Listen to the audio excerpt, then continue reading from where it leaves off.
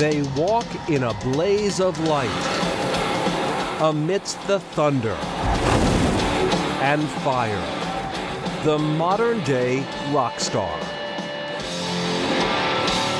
The closest mere mortals will come to witnessing the gods at play on Mount Olympus.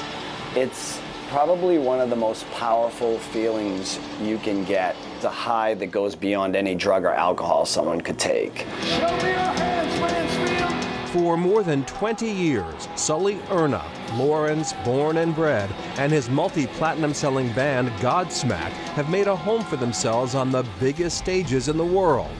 But what audiences see is just the very top of the mountain, a tiny floodlit peak atop an enormous mass of unseen yet essential components.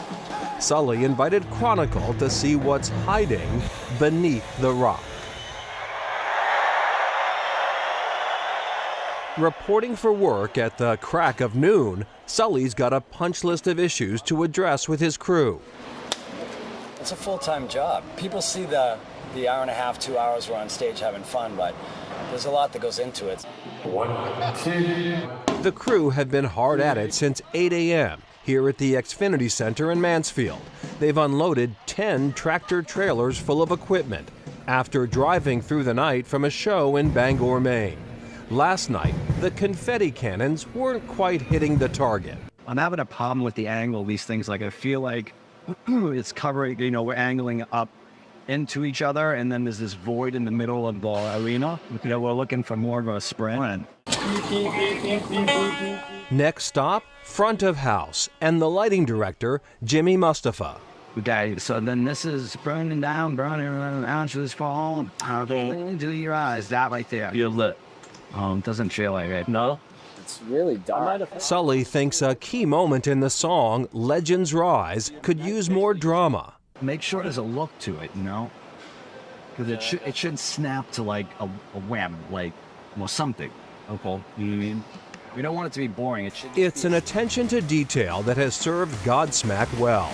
From a hard Scrabble start in the late 90s at biker bars in Hampton Beach and Methuen to the top of the international charts. I talked to Pat earlier about these. They're not cutting through. Every show that goes on, there's little tweaks we're trying to make to get the show to flow a little bit better. Because otherwise we're ending up with a cluster and a cluster, and we're hoping the wind blows this way, that way, and it's just not working. It's just another day at the office for Sully Erna.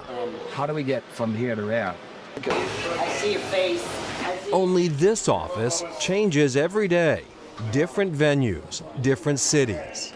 Well, we know the best way for us to get to the ramp, to get out to the arenas of this. There is only one constant for the traveling musician. Give you a little tour of my home on wheels.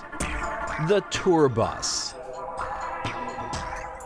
Here we are on our home on wheels, which we call the tour bus. I bring my own Nespresso machine with me.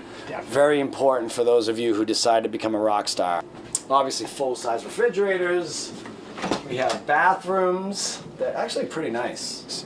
And this is the little bunk area, so I have a... Godsmack travels on 6 or 7 tour buses. Sully usually has one to himself, so he's chosen to put a big bed in the TV lounge. I choose to have a bed because, these are the small things if you're going to live on the road for a lifestyle that you need to have in your life. Rest and good food is very important. So bed and catering, 2 number 1 priorities. No question, it's a different way of life, and not for everyone. But you'll never hear this kid from Basswood Street in Lawrence complaining. Listen, at the end of the day, even a bad day is a great day. We get to play music for a living.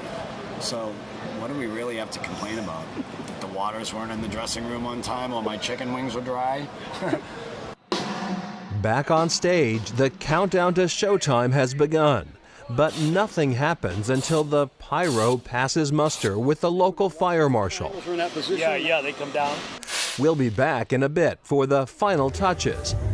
And the day's big moment, when Godsmack finally hits the stage.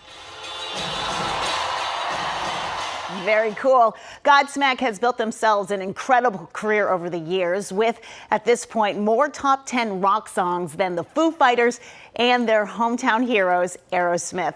But they've decided that their most recent album, Lighting Up the Sky, will be their last. That's not to say they're retiring. The plan is to continue touring a greatest hits sort of show.